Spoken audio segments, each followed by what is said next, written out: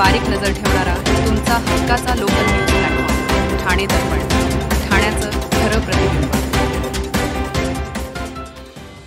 येत्या काही महिन्यात होणाऱ्या ठाणे महापालिका निवडणुकीसाठी पालिका निवडणूक विभागाने प्रारूप मतदार याद्याही जाहीर केल्या आहेत। मात्र याद्यांमध्ये मोठा घोळ असल्याचा आरोप मनसेचे नेते अविनाश जाधव यांनी पत्रकार परिषद घेऊन केलाय। पालिका अधिकाऱ्यांना सत्ताधाऱ्यांना अपेक्षित याद्या बनवल्या असल्याचा आरोप करत ते पालिका मुख्यालयात अधिकाऱ्यांना जाब विचारण्यासाठी गेले होते, परंतु अधिकारी कार्यालयीन वेळेत लग्न सोहळ्याला गेल्याचे समजताच मनसे कार्यकर्ते संतप्त झाले आणि त्यांनी घोषणाबाजी सुरू केली। ठाणे महापालिकेची निवडणूक जानेवारी महिन्यात होण्याची शक्यता वर्तवली जाते। या निवडणुकीसाठी पालिकेच्या निवडणूक विभागाने गेल्या काही महिन्यांपासून तयारी सुरू केली आहे। या निवडणुकीसाठी अंतिम प्रभाग रचनेबरोबरच आरक्षण सोडत प्रक्रिया पालिका निवडणूक विभागाने उरकली असून त्यापाठोपाठ प्रारूप मतदार याद्याही जाहीर केल्यात। या याद्यांनुसार गेल्या निवडणुकीच्या तुलनेत यंदा मतदारांच्या संख्येत 4,21,000 वाढ झाली असून प्रत्येक प्रभागातील मतदार संख्येत 10,000हून अधिक वाढ झाल्याची माहिती पुढे आले।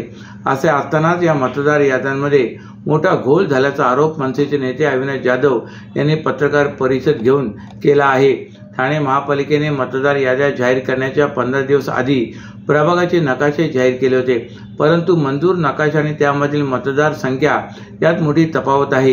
हे एका प्रभागाच्या निरीक्षणातून समोर आले असून ठाणे महानगरपालिका क्षेत्रात सुमारे 33 प्रभाग आहेत।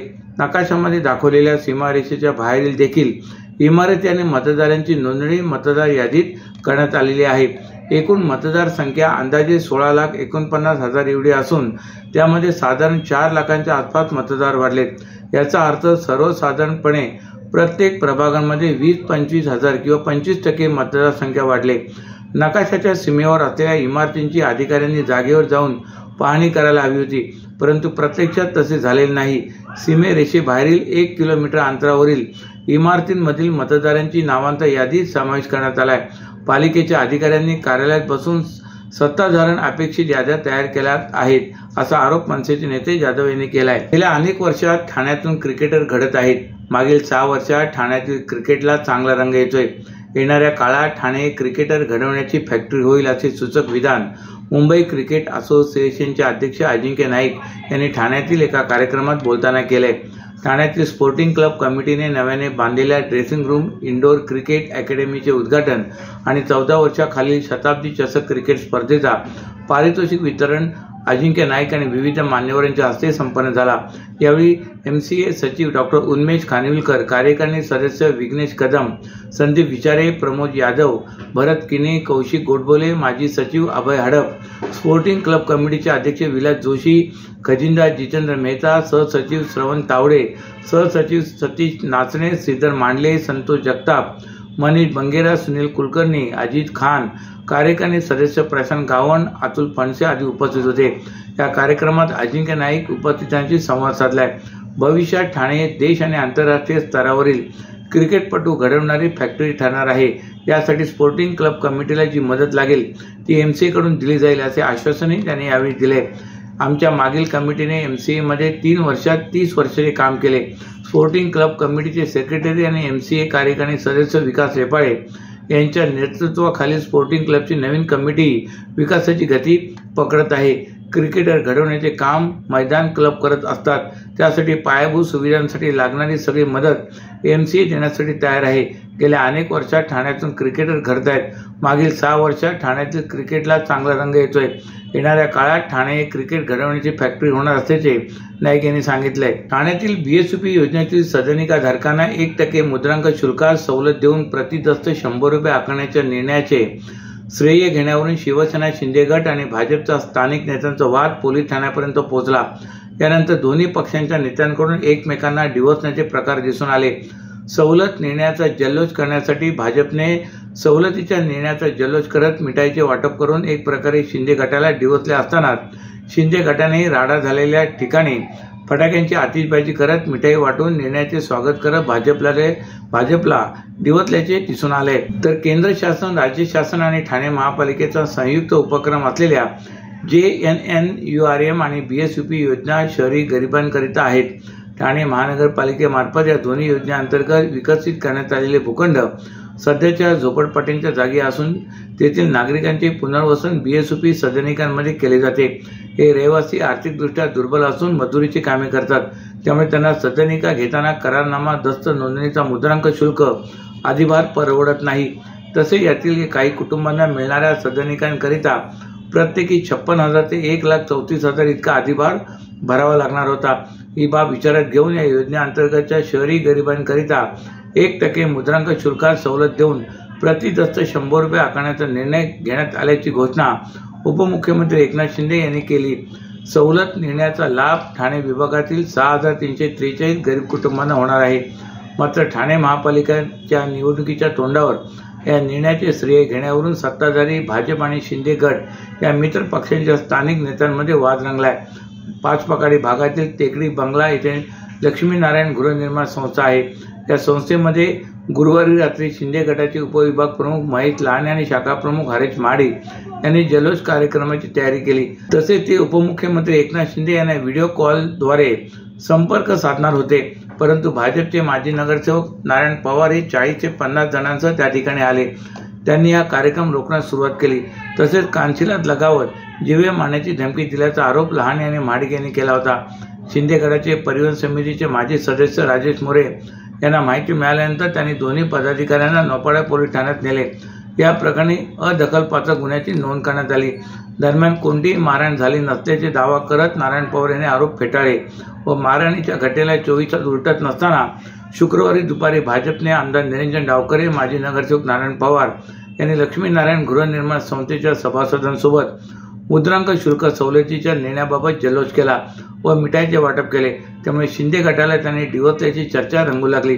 असे असताना शिंदे गटाचे पदाधिकारी राजेश मोरे यांनी शुक्रवारी रात्री राडा झालेल्या ठिकाणी फटाक्यांची आतिषबाजी करत मिठाई वाटून सवलत नेण्याचे स्वागत केले।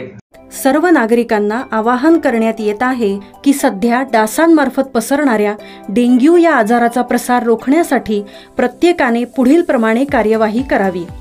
डेंग्यू आजार एडिस इजिप्ती हा डास चावल्याने होतो। या डासांची पैदास साचलेल्या किंवा साचवलेल्या स्वच्छ पाण्यामध्ये होते। 8 दिवसांपेक्षा जास्त दिवस पाणी उघडे व साचून राहिल्यास त्यात डास अंडी घालतात। अंड्यांच्या अळ्या तयार होऊन पुढे डास तयार होतात। यासाठी आपल्या घरातील पाणी साठे उदाहरणार्थ बॅरल्स, पिंपे, टाक्या, हौद, रांजणे इत्यादी दर आठवड्याला रिकामे करून घासून पुसून कोरडे करून पुन्हा भरावे। 1 दिवस कोरडा दिवस म्हणून पाळावा।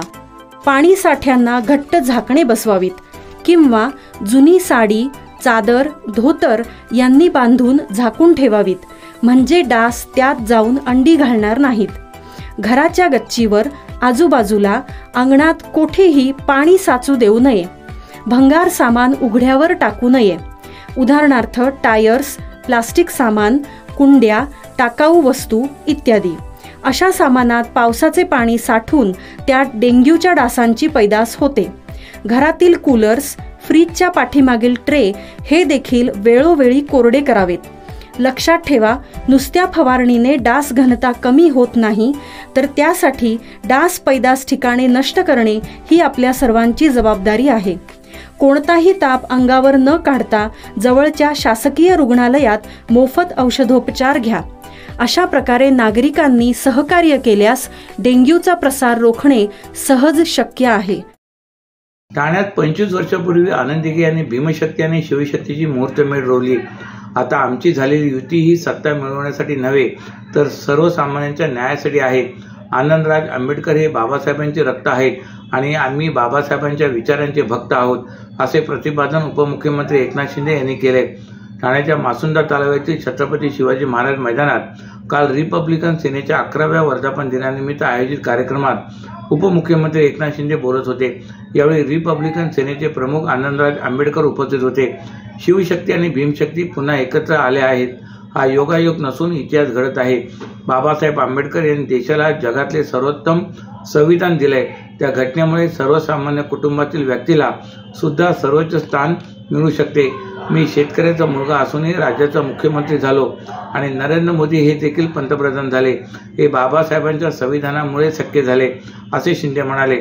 आनंदराज यांनी कुठल्याही अटी शर्ती विना युती केली माझ्या कार्यकर्त्याला न्याय मिळाला पाहिजे हीच त्यांची एकमेव मागणी होती. ही युती सत्तेसाठी नाही तर दलित, वंचित, शोषित आणि अन्यायग्रस्त समाजाला मुख्य प्रवाहात आणण्यासाठी आहे असे त्यांनी सांगितलं.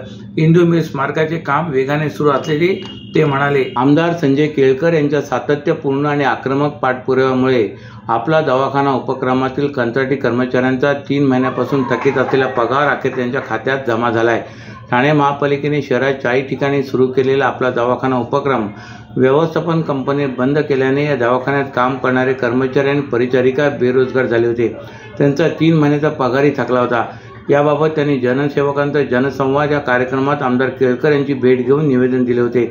ठाणे महापालिकेने बंगळुरू येथील कंपनीला कंत्राट दिले होते. ऑक्टोबरपर्यंत या कंपनीकडे कंत्राट होते. मात्र ऑगस्टमध्येच हे दवाखाने बंद पडले. तत्पूर्वी मागील 3 महिन्याचा पगार देखील कंपनीने कर्मचाऱ्यांना दिला नव्हता. त्यामुळे कर्मचाऱ्यांची दिवाळी देखील कोरडी गेली. या कंपनीला 56 लाखांचा दंड ठोठावण्यात आल्याचे प्रशासनाचे म्हणणे असले तरी ही कंपनी पालिकेला दाद देत नव्हती. त्यामुळे पालिकेने कंपनीकडून सर्व दंड वसूल करून कर्मचाऱ्यांचे रखडलेले पगार द्यावेत आणि संबंधित कंपनीला काळ्या यादीत टाकावे अशी मागणी केळकर यांनी केली होती. ही बाब अत्यंत गंभीर असून प्रशासनाने तातडीने कारवाई करावी, अन्यथा या कर्मचाऱ्यांचा महापालिका मुख्यालयावर धडक मोर्चा काढण्यात येईल असा इशाराही श्री केळकर यांनी देत आक्रमक भूमिका घेतली होती. तसेच याबाबत पाठपुरावाही सुरू ठेवला होता. अखेर प्रशासनाने तातडीने कार्यवाही सुरू करत डॉक्टर, परिचारिका आदी कर्मचाऱ्यांचे रखडलेले 3 महिन्यांचे पगार त्यांच्या खात्यात जमा केले आहेत. अशाच नव्या आणि ताज्या बातम्यांसाठी ठाणे दर्पणच्या पेजला लाईक करा आणि फॉलो करायला विसरू नका.